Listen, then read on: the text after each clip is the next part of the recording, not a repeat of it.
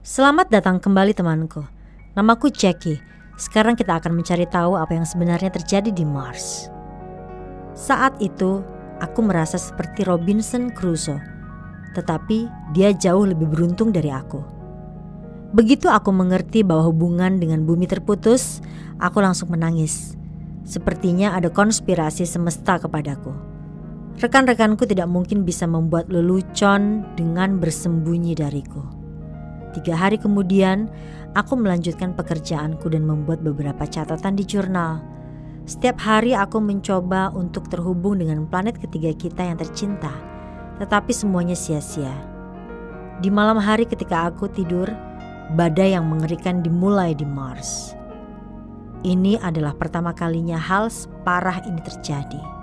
Observatorium kami sangat terguncang hingga aku jatuh dari tempat tidur.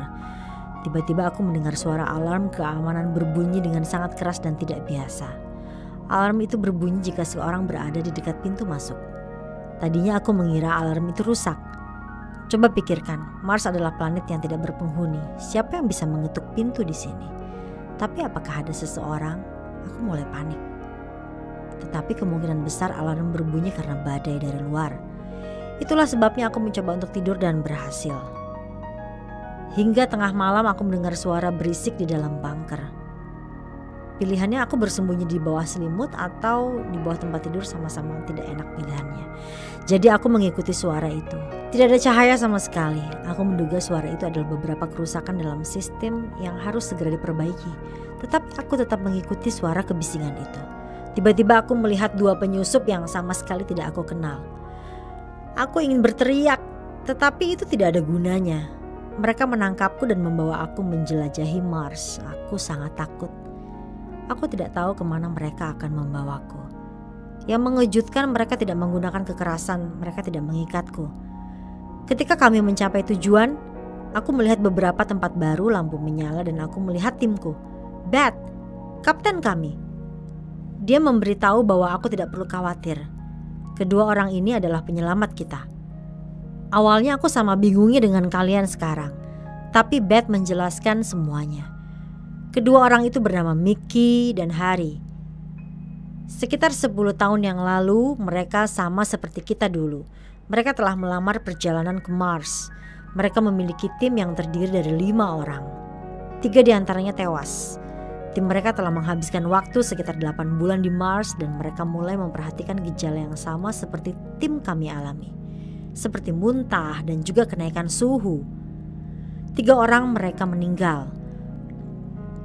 Mereka kehilangan kontak dengan bumi. Aku mengerti bahwa sejarah berulang. Kemudian Harry melanjutkan percakapan dengan memberitahu siapa yang harus disalahkan atas semua yang terjadi. Organisasi yang memulai perjalanan ke Mars adalah penipuan total. Mereka mendapatkan dukungan finansial dari pemerintah untuk ekspedisi di Mars. Namun sebaliknya, mereka membunuh orang dengan bantuan gas khusus yang menyebabkan kenaikan suhu dan muntah-muntah. Ketika orang meninggal, organisasi itu melaporkan tentang kecelakaan dan kemudian menerima transfer uang untuk misi berikutnya. Meskipun mereka tidak mengetahui bahwa ada 2 orang yang selamat dari ekspedisi sebelumnya. Kemungkinan besar mereka yakin bahwa kita semua sudah mati. Meskipun jika bukan karena Mickey dan Harry, kami pasti sudah mati. Saat ini aku benar-benar ingin melarikan diri dari planet sialan ini dan kembali ke kehidupan normal. Tapi itu tidak mungkin. Organisasi meninggalkan kami. Tidak cukup bahan bakar untuk lepas landas ke orbit Mars. Tiba-tiba, Mickey menyuruh kami untuk tidak menyerah. Mereka punya ide bagaimana cara menjauh dari planet ini. Teman-teman, tekan tombol like and subscribe ke channel ini. Jangan sampai ketinggalan video di mana aku akan memberitahu kalian bagaimana kita bisa berhasil keluar dari Mars dan kembali ke planet kita tercinta. Sampai jumpa.